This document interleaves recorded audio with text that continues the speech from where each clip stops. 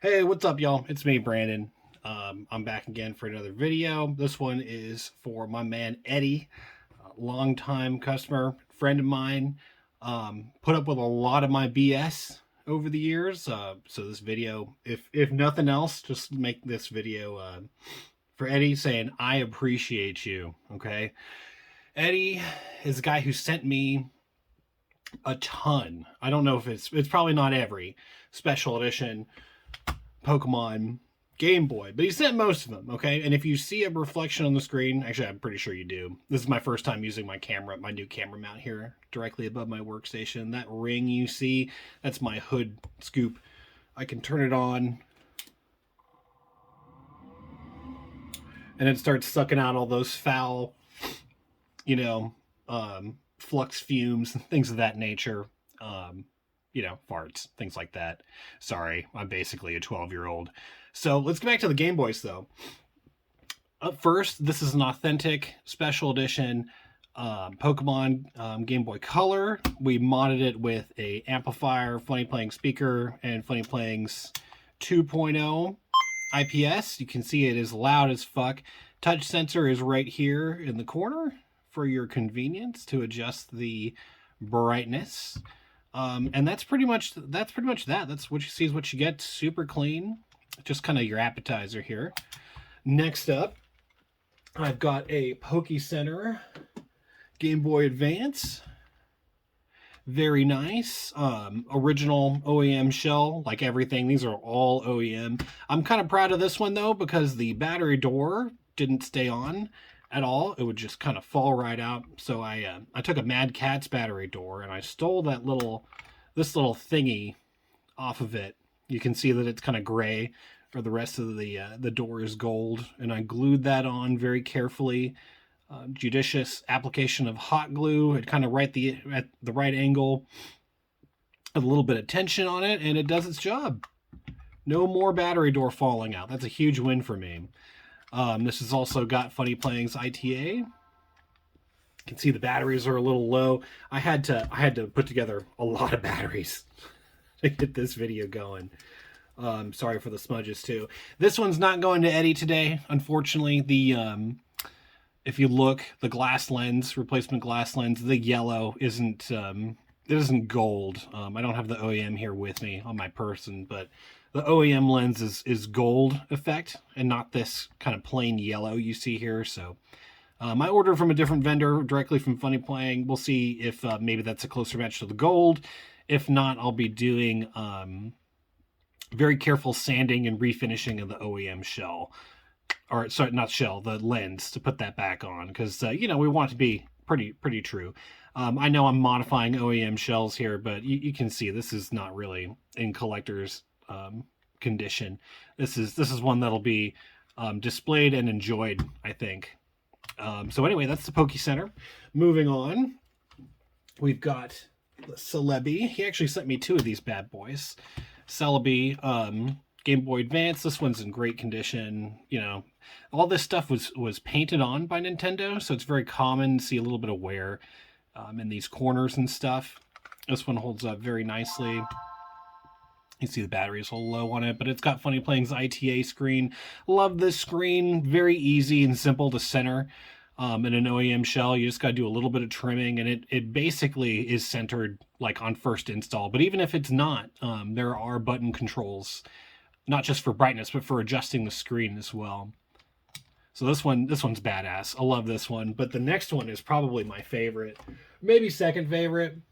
I don't know, but it's the Sakune Game Boy Advance. Just look at this iridescent, man. Oh, it's so nice. And the back too, it's pretty cherry. I just love what this does when the light hits it. I'm a big sucker for this iridescent stuff. My personal SP, it's on the workbench because I'll be doing some improvements to it. But I've got the Extreme Rate Chameleon shell. Got the aluminum buttons on it, and I love the iridescent stuff. This is just where it's at for me. The purple into the blue. Mwah. Chef's kiss. Love this thing. Anyway, it's not the subject of this video. Get out of here. So we got the Sakune, however you call it. Gorgeous Game Boy. I don't even know if I'd play this one. It's in such nice condition. I should stop touching it. Yeah, this is my favorite.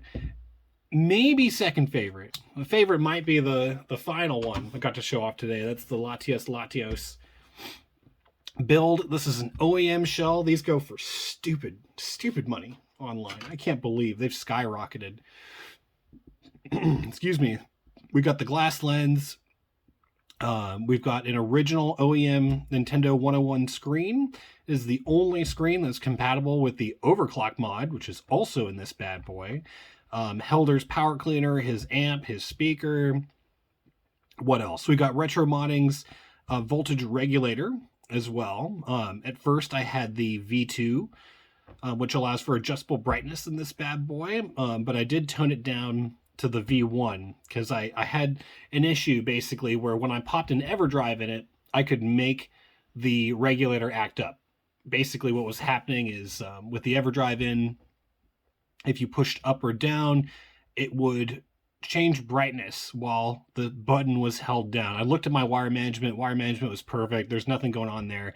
And without the EverDrive in it, it's fine. But the additional power draw of that EverDrive just upset the whole mojo. And that was with rechargeable pack in there as well. So I don't know if I could have helped that anymore.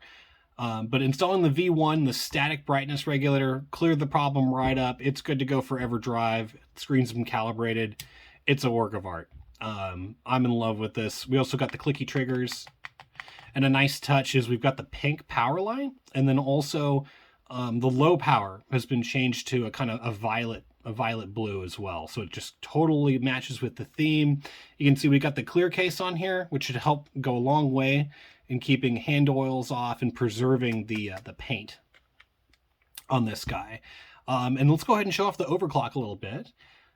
Basically, we'll go ahead and get into the game here. It is possible to crash while you're overclocking. In my experience, if you're in game and you activate it, it's pretty reliable. I haven't really had an issue. If I sit there and, crank through the settings over and over and over rapidly, I can get it to crash. If I overclock the EverDrive, that can also cause a crash. And then I've got a particularly moody copy of Fire Red. I've got an authentic copy of Fire Red, but I don't know. I think it needs a reflow or something. Because it's sketchy even with the normal unmodified GBA. But if I overclock that guy, it also gets a little crashy. But with my personal copy of Emerald, and with my testing copy here of Sapphire, I haven't had any issues. Although I have to say the music when it's overclocked kind of stresses me out. So we'll go ahead and turn it up here a little bit. All right, it's kind of chill, like your standard town theme. Now we'll hit you with 1.5. Okay, but we're not done yet because it does 1.75 speed. All right, and you see the power lights flashing. That's to indicate what mode of overclock it's in. But if you have ears, you can kind of tell. If I keep going. Now I get the half speed. Everything moving super fucking slow. Okay. And now I'm back to normal. Right? Now let's go ahead and put you through a battle at 1.75. There we go.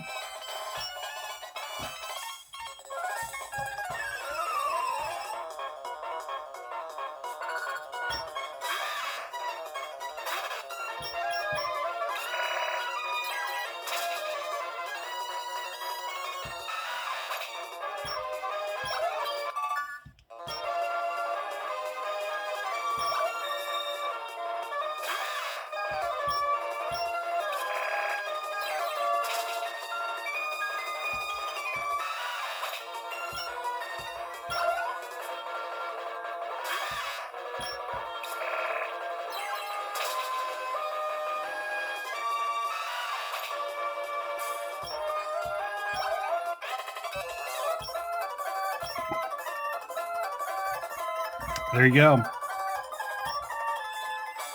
Yeah, so obviously I don't recommend playing it with the audio, but the audio in tandem really just shows off just how freaking fast you are. Your normal run speed is like the speed of the bicycle.